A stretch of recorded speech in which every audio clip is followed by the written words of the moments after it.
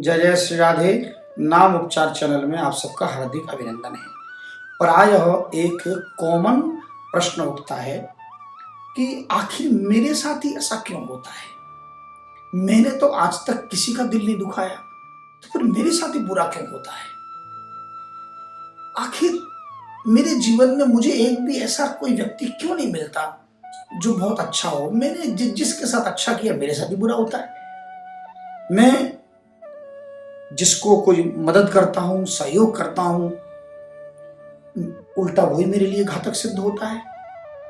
और मैंने तो जब से होश संभाला मैंने कोई अपराध नहीं किया, मैंने कोई पाप नहीं किया, फिर मुझे इतने असाध्य रोग, और फिर मैं तो आचरण भी पान, बीड़ी, सिगरेट, तंबाकू, मैं कोई मदिरा कुछ सेवन नहीं करता, फिर भी कैंसर है, फिर भी उसको कष्ट है, और फिर भी वो व्यक्ति इतना सरल है, इतना चरित्रवान है, उसके बाद भी उसके जीवन में कष्ट है। ये एक साधारण कॉमन प्रश्न है जो प्राय मुझसे पूछते हैं। तो इसका उत्तर देने के लिए पहले एक मैं उदाहरण दे दूं, एग्जाम्पल दे दूं। प्रायः अदालतों में जो जज साहब जब निर्णय सुनाते हैं तो आपने सुना होगा, प्राय हम लोग अखबारों में पढ़ते हैं अथवा हिंदी चलचित्र में, फिल्मों में, सीरियल आदि में दिखाते हैं कि जज साहब जब किसी अपराधी को जब सजा का प्रावधान करते हैं तो उसमें लिखते हैं कि भाई इस अपराधी को इस कार्य के लिए 5 वर्ष का सश्रम कारावास दिया जाता है और अतिरिक्त 2 लाख रुपए का अर्थदंड भी साथ में। यदि 2 लाख रुपया चुकाने में असमर्थ है तो इस व्यक्ति को 6 महीने की कारावास की सजा अतिरिक्त भोगनी पड़ेगी। इस प्रकार के ये एक उदाहरण है। किसी को आजीवन, किसी को 5 साल, किसी को 3 साल, किसी को 6 महीना, किसी को 4 दिन, इस प्रकार। तो उसमें आपने देखा होगा बहुत से ऐसे अपराधियों को सजा के साथ साथ अर्थदंड दिया जाता है। सजा यानी तुम्हें ये इतने पैसे चुकाने पड़ेंगे, और यदि तुम ये पैसे चुकाते हो तो तुम्हारे कुछ दिन की सजा कम हो जाएगी, नहीं तो फिर तुम्हें उतने दिन जेल में बिताने होंगे। इस रूपक को जरा अब अपने जीवन में जोड़ें। हम में से प्रत्येक व्यक्ति इस मानव तन में जो हम जन्म लिए हैं, वास्तव में इस मानव तन को प्राप्त करने का मूल कारण क्या है। इस देह रूपी ये जो कारागार है, इस देह रूपी कारागार में आने का मतलब ये पहले तो ये समझना होगा कि ये देह और ये जगत क्या है। जगत के लिए तो भगवान ने भगवत गीता में पहले ही कह दिया कि दुखालयम अशाश्वतम, ये दुख का आलय है, दुख का घर है, या दुखी दुख है। और अशाश्वतम साथ में ये भी कहा, शाश्वत नहीं है, ये अशाश्वत यानी क्षण क्षण में, एक एक श्वास में मृत्यु के मुख में जा रही हो। संसार में ऐसी एक भी वस्तु नहीं है जो शाश्वत हो, क्षण भंगुर है। चाहे मकान 1000 करोड़ का बनाओ, चाहे भैया सोने का पलंग हो, चाहे सुवर्ण की थाली हो, पर ये सब कुछ छूट, जगत को पकड़ने की व्यवस्था नहीं है और जगदीश्वर को छोड़ने की व्यवस्था नहीं है। क्यों?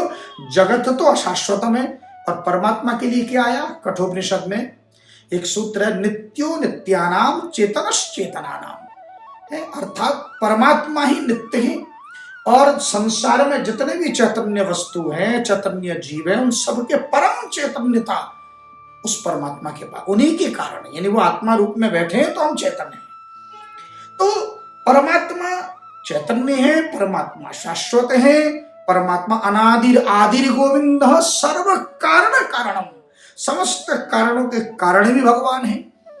तो प्रश्न अब हमारा उत्तर है कि तो हम क्यों कष्ट पा रहे हैं। इस शरीर में परमात्मा ने हमें अगर डाला है तो भैया क्यों डाला, यही तो प्रश्न है। इस शरीर में डाला ही इसलिए है कि ये कैद खाना है, ये एक प्रकार का जेल है। इस शरीर में आप आए हैं तो अपने पूर्व जन्म के कृतम पापम व्याधि रूपेण बाधते, पूर्व जन्म में आपने अनंत जन्मों में जो पाप किए, जो अपराध किए, उन सब को भोगने का एक प्लेटफॉर्म, एक शरीर आपको दिया, ये देह रूपी। ठीक है, भले ही इस देह को ये कहा गया हो कि बड़े भाग मानुष तन पावा, सुर दुर्लभ सब ग्रंथ न गावा। बोले महाराज ये तो बड़े भाग्य से मिलता है। तो बड़े भाग्य से मिलता है, भोगने के लिए थोड़ी मिलता है। ये बड़े भाग्य से इसलिए कहा गया कि इसी शरीर में तुम फंसे हो और इस शरीर से मुक्त होने के लिए भी इसी शरीर का आश्रय लेकर भजन करना होगा, नाम जपना होगा। इसलिए भी बड़े भाग्य कहा गया कि भाग्यशाली को मनुष्य, पशु तो नहीं कर सकता भजन। अब गली का श्वान, गधा, शूकर, भैंस, गाय ये तो भजन नहीं कर सकते। भजन करने का 83,99,099 योनियों में भजन नहीं है। भजन केवल बड़े भाग मानुष तन पावा, मनुष्य शरीर में भजन हो सकता है, इसलिए इसको बड़े भाग्य से। तो अब हम और आप जो इस देह रूपी कैद खाने में, इस जेल में हमें डाल दिया गया है, प्रश्न ये है कि किसी को 5 साल का, उस रूपक से तुलना करिए कि किसी को आजीवन। तो अब हम में से किसी की आयु 70 साल, 60 साल, किसी की आयु है 50 साल, कोई 24 साल, कोई 15 साल, कोई 5 साल, 1 साल, कोई अस्पताल में 1 दिन, कोई जन्म होते ही 1 सेकंड में ही चल गया। तो ये अलग अलग सजा मिली, उतनी उतनी सजा भोग के मुक्त हो गया। लेकिन साथ में एक कंडीशन भी लगा दी, क्या? 2 लाख का अर्थदंड। अब यहां पर क्या होता है, हम सबको कुछ अर्थदंड भी दिया है कि भैया सजा तो भोग रहे हो, साथ में ये पैसा भी चुकाओ। तो पैसा कैसे चुकाओगे? अस्पताल में भर्ती नहीं होगे तो चुकाओगे कैसे? जेल जाओगे नहीं तो चुकाओगे कैसे? अदालत के चक्कर नहीं काटोगे, चुकाओगे कैसे? थाने के चक्कर नहीं काटोगे, चुकाओगे कैसे? तो ये चुकाने के लिए ये सब नरक हैं, इन नरकों में जाओगे तो चुकाओगे। तो बोले गुरुजी चुकाना न पड़े तो उसके लिए असली धन, उसके लिए असली धन। तो वो असली धन कौन है? नाम धन कमाना होगा।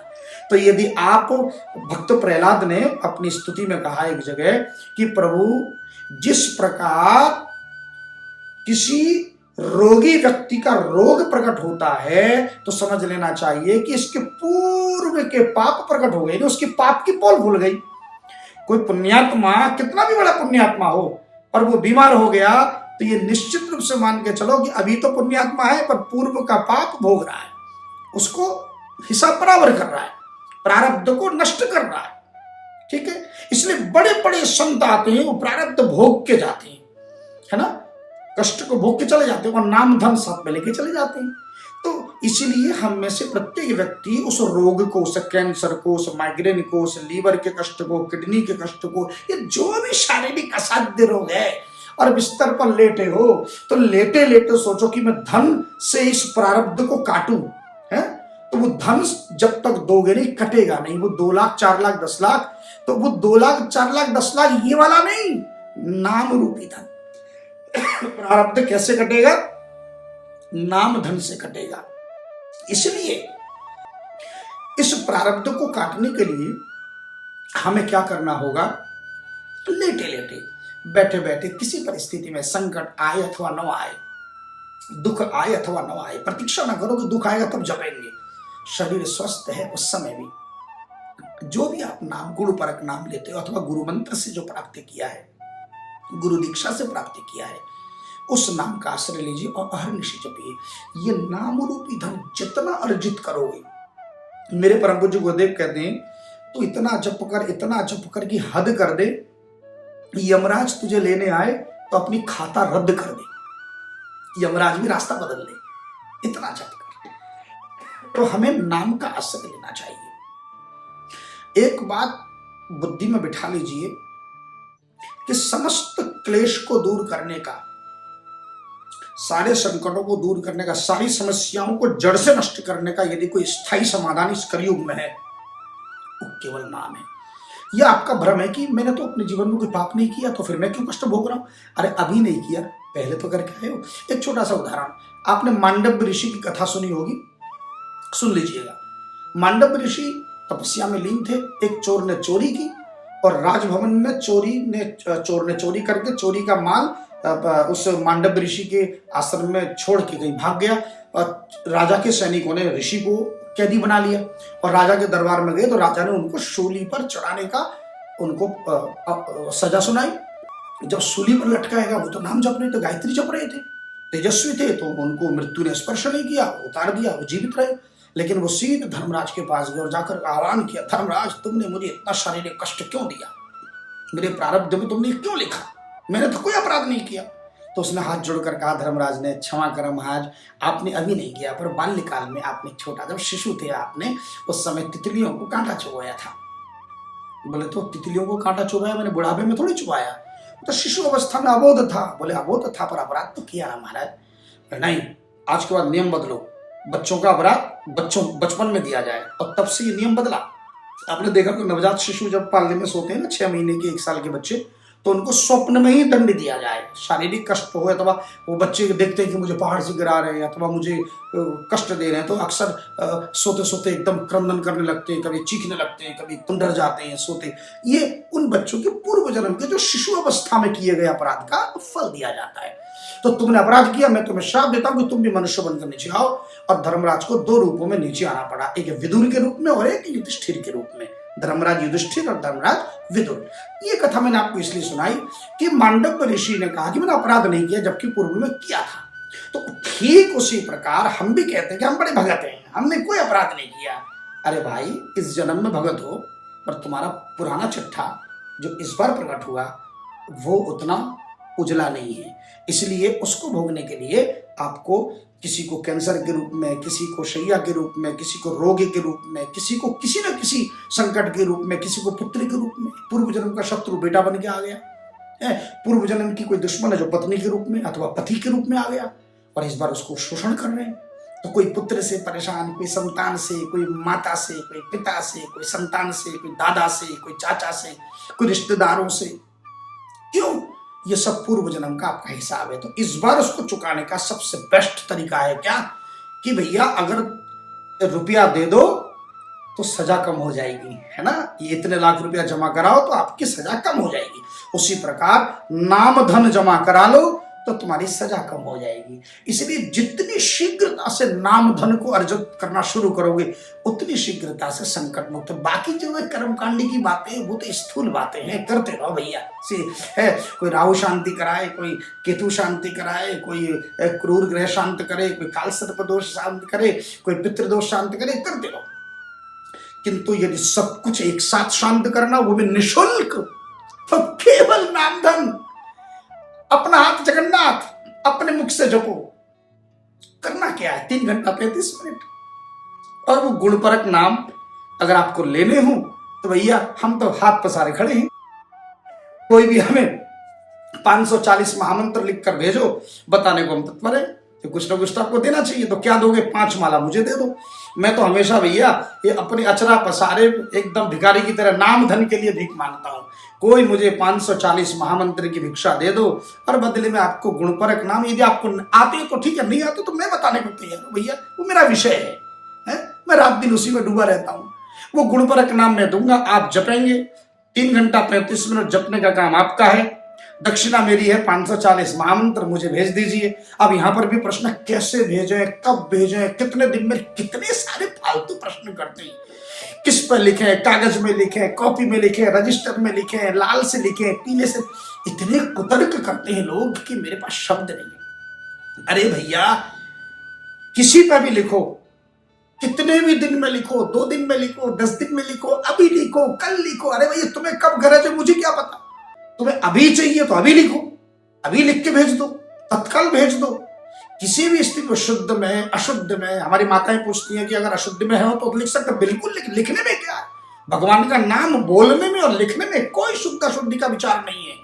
आप किसी भी, हाँ, अशुद्ध अवस्था में पूजन नहीं करते, मूर्ति को स्पर्श नहीं करते, पर भगवान का नाम लिया जा सकता है, बड़े प्रेम से लीजिए। नाम सर्वत्र लिया जा सकता है, किसी भी परिस्थिति में लिया जा सकता है। कोई बहाना मत कीजिए, कागज कलम उठाइए, लिखने में जुट जाइए और 540 बार हरे कृष्ण कृष्ण कृष्ण हरे हरे, हरे राम राम राम हरे हरे मुझे प्रेषित कर दीजिए। जय जय श्री राधे।